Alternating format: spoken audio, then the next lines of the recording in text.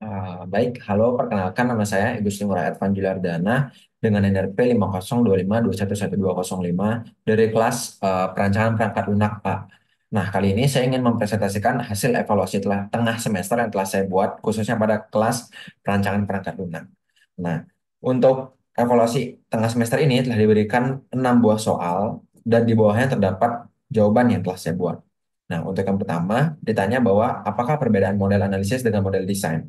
Nah, perbedaan itu eh, sebenarnya sangat bertitik pada tujuannya. Nah, untuk pada model analisis sendiri, itu model analisis ini bertujuan untuk memahami dan mendefinisikan kebutuhan sistem secara menyeluruh. Ini melibatkan identifikasi masalah yang perlu diselesaikan oleh perangkat lunak, mendefinisikan fungsionalitas yang diinginkan, menetapkan batasan sistem, dan pada tahap ini itu perhatian utamanya adalah pada apa yang harus dilakukan sistem dan mengapa. Ini melibatkan pemahaman yang mendalam tentang kebutuhan pengguna dan tujuan bisnis. Nah, untuk yang kedua itu ada model desain. Nah, pada model desain ini itu bertujuan untuk merancang solusi teknis untuk memenuhi kebutuhan yang telah didefinisikan dalam model analisis. Ini melibatkan pemilihan arsitektur sistem, rancangan struktur data, algoritma, dan komponen perangkat lunak lainnya.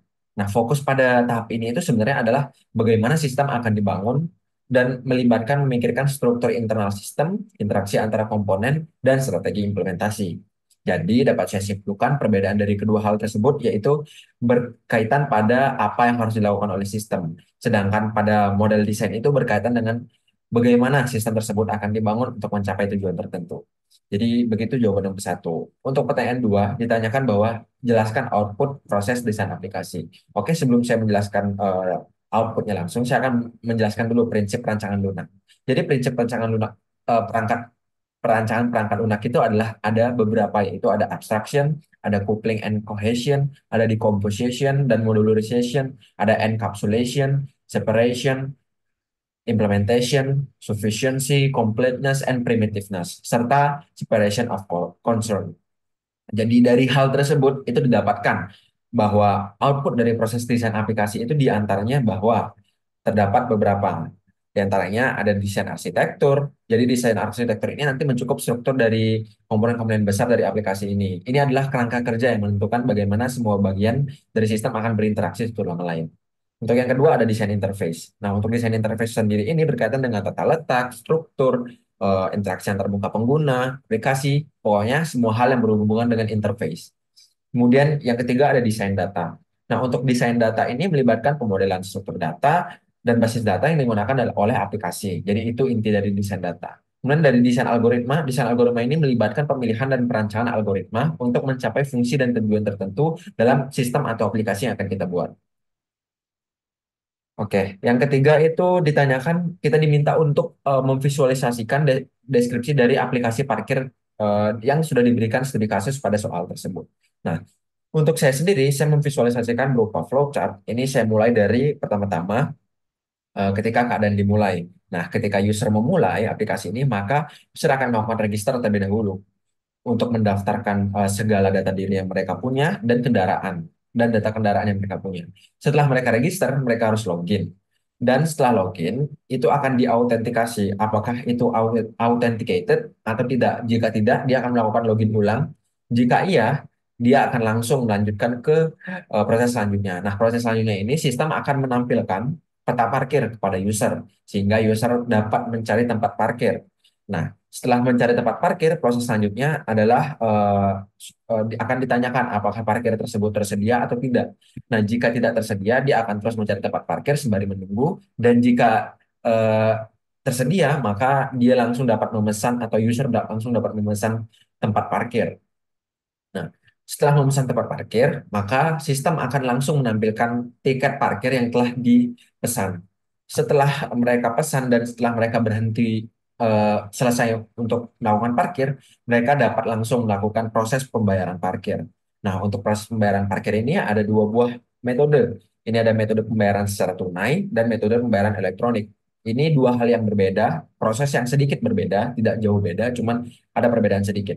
Nah, untuk tunai, itu akan langsung membayar pada pos parkir atau portal parkir Kemudian setelah membayar, ia akan mendapatkan atau user akan mendapatkan QR code. Setelah mendapat QR code, user akan dapat langsung men-scan kode QR yang telah diberikan dan langsung dapat keluar dari area parkir. Sedangkan untuk elektronik, dia bisa langsung ditampilkan kode QR karena dia langsung membayar via elektronik. Dan setelah menampilkan kode QR, sistem menampilkan kode QR itu langsung user bisa melakukan scan pada portal, dan setelah melakukan scan dia dapat keluar dari area parkir. Nah, berikut jika mungkin terdapat kebingungan dalam bentuk atau warna, bisa dilihat di keterangan di sini. Untuk warna bulat itu menandakan start atau end sebuah proses. Kemudian kotak hijau menandakan proses. Kotak kuning yang agak sedikit tidak tajam itu menandakan interaksi, dan belah ketupat menandakan decision. Oke, penjelasan sudah saya jelaskan tadi, jadi mungkin langsung dapat saya skip, kurang lebih sama. Kemudian nomor 4 itu ditanyakan buat HLD dan LLD atau High Level Design dan Low Level Design dari rancangan desain aplikasi parkir berdasarkan studi kasus. Oke, eh, hasil yang saya buat yaitu sebagai berikut. Nah, HLD atau High Level Design akan menyajikan struktur sistem sebagai arsitektur aplikasi atau database, alur aplikasi, dan arsitektur teknologi.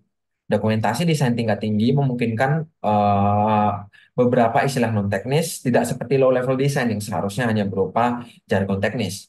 Pertama, saya akan menyusun requirements yang dibutuhkan sistem yang akan saya rancang untuk mengelola tempat parkir dan eh, pergerakan kendaraan di area tertentu. Sistem ini dapat digunakan di berbagai tempat. Yang pertama ada requirements. Nah, untuk requirements ini secara garis besarnya sebenarnya saya atau studi kasus menginginkan bahwa aplikasi ini dapat memudahkan pengendara untuk menemukan tempat parkir yang tersedia, mempercepat proses pembayaran parkir, meningkatkan keamanan kendaraan, menganalisis data penggunaan parkir, meningkatkan pendapatan dari parkir. Namun, jika kita breakdown lebih dalam lagi, itu sebenarnya dapat kita bagi menjadi fungsional dan non-fungsional. Maksud saya kebutuhan fungsional dan kebutuhan non-fungsional. Nah, kita lihat dari kebutuhan fungsional ini, sistem ini harus dapat memanajemen tempat parkir. Maksudnya menambahkan, menghapus, dan memodifikasi informasi tempat parkir, terus menentukan jenis tempat parkir, misalnya mobil, motor, VIP, dan lain-lain. Kemudian menentukan tarif parkir, terus melacak ketersediaan tempat parkir. Kemudian sistem ini juga harus dapat memanajemen kendaraan. Maksudnya itu dapat mendaftarkan kendaraan yang masuk dan keluar, kemudian menertibkan tiket parkir, terus memproses pembayaran parkir, terus yang terakhir menangani pelanggan parkir. Kemudian sistem ini juga harus dapat memanajemen pengguna. Maksudnya yaitu menambahkan, menghapus, dan memodifikasi informasi pengguna, kemudian menetapkan peran dan akses pengguna, kemudian melacak aktivitas pengguna. Yang terakhir, kebutuhan fungsional ini harus dapat melakukan pelaporan. Namanya menghasilkan laporan pendapatan parkir, menghasilkan laporan penggunaan parkir, menghasilkan laporan pelanggaran parkir. Jadi seperti itu. Untuk selanjutnya ada kebutuhan non fungsional. Jadi kebutuhan non fungsional ini terdapat beberapa, yaitu keamanan. Keamanan ini maksudnya harus dapat melindungi data pengguna dari akses yang tidak sah, kemudian mencegah penipuan dan pencurian. Kemudian selanjutnya ada ketersediaan. Ketersediaan ini sistem harus tersedia 24/7 dan sistem harus dapat diakses dari berbagai perangkat. Kemudian skalabilitas. Jadi sistem ini harus dapat menampung jumlah pengguna dan kendaraan yang dalam jumlah yang besar. Kemudian sistem yang dapat diubah untuk memenuhi kebutuhan yang berubah. Terakhir itu ada kinerja. Sistem harus responsif, efisien, dan sistem juga harus dapat menangani beban puncak. Itu merupakan requirements yang dibutuhkan dari sistem ini. Kemudian yang kedua ada capacity assumption atau asumsi kapasitas. Nah, saya estimasikan bahwa sistem ini akan memiliki 1 juta user secara akumulasi. Kemudian estimasi juga memiliki 1.000 slot parkir. Jadi jika kita hitung, kita dapat breakdown lagi ke dalam bahwa setiap baris pelanggan di database berukuran 1 kilobyte dengan spesifikasi dalamnya ada alamat, info profil, dan lain-lain yang berhubungan dengan pelanggan atau user. Kemudian setiap slot parkir itu dengan size 2 megabyte dengan detail, foto, dan lain-lain. Kemudian ada setiap pemesanan atau booking itu sebanyak 1 kilobyte. Dan jika kita total semuanya, kita memiliki 1 juta pelanggan dikali 1 kilobyte menghasilkan 1 giga. Kemudian kita juga memiliki 1.000 slot parkir dikali 2 megabyte menghasilkan 2 giga. Kita memiliki estimasi 500 pesanan per jam, maka kita akan memiliki 12.000 pemesanan per hari. Kemudian kita memiliki 12.000 pesanan per hari dikali 1 kilobyte akan menghasilkan 0,012 gigabyte per hari. Dengan asumsi kami mempertahankan pesanan selama 3 tahun terakhir, maka akan didapatkan hasil sebagai berikut. 0,12 giga per hari dikali 365 hari dalam setahun, dikali 3 tahun akan menghasilkan 13,14 gigabyte kurang lebihnya. Jadi seperti itu. Selanjutnya ada service. Jadi service ini akan saya bagi menjadi dua, yaitu ada layanan user dan layanan admin. Karena ini stakeholder yang paling penting dari sistem ini. Nah, untuk layanan user sendiri, user akan diberikan beberapa layanan, di antaranya seperti antarmuka untuk pengguna aplikasi yang memungkinkan mereka untuk mencari tempat parkir, melakukan pembayaran, akses-akses fitur lainnya. Sebagai tambahan, ada pula beberapa keuntungan yang didapatkan, seperti mendaftarkan kendaraan yang masuk ke area parkir, kemudian membayar parkir, mendapatkan tiket parkir, melihat informasi ketersediaan tempat parkir secara real time, melakukan pembayaran parkir secara elektronik, hingga melihat riwayat transaksi parkir. Kemudian untuk layanan admin, admin akan diberikan beberapa layanan, di antara seperti antar muka khusus untuk admin yang memungkinkan mereka untuk mengelola sistem parkir. Sebagai tambahan juga, terdapat beberapa peran yang didapatkan admin, di antaranya menambahkan, menghapus, dan memodifikasi informasi tempat parkir. Kemudian menentukan jenis tempat parkir, dan menetapkan tarif parkir. Kemudian melihat laporan pendapatan parkir, penggunaan parkir, dan pelanggaran parkir, hingga eh, menambahkan, menghapus, dan memodifikasi informasi pengguna. Jadi seperti itu. Kemudian secara garis besar ada beberapa necessary components yang dibutuhkan. Ada user interface, load balancer, authentication, and registration service, database, payment service, parkir placement service, admin service. Jadi seperti itu. Kita next ke low level design. Jadi low level design ini agak sedikit lebih teknis. Jadi pertama-tama itu ada database design. Jadi ada beberapa tabel yang ingin saya bentuk di database ini. Yang pertama ada tabel slot parkir, ada tabel kendaraan, ada tabel user, ada tabel transaksi parkir, terdapat tabel feedback, tabel laporan, maksud saya, tabel tarif parkir, tabel transaksi detail, dan mungkin jika ada tambahan akan saya tambahkan lagi.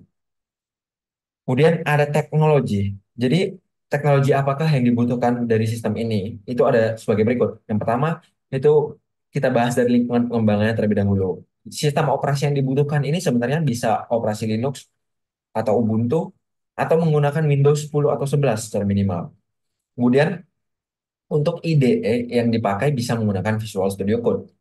Kemudian untuk bahasa pemrogramannya itu dapat menggunakan HTML, CSS, JavaScript, atau React.js, Java, Python, PHP, Node.js, dan lain-lain sesuaikan dengan kebutuhan. Kemudian ada basis data. Nah, basis data ini yang bisa dibutuhkan yaitu MySQL, PostgreSQL, MongoDB, NoSQL, dan lain-lain yang berhubungan dengan database. Kemudian yang terakhir ada server. Server ini dapat menggunakan Apache HTTP Server, Express.js, Simple Web Server, dan lain-lain yang berhubungan dengan server. Nah, untuk interface secara sederhana dapat dilihat pada layar berikut.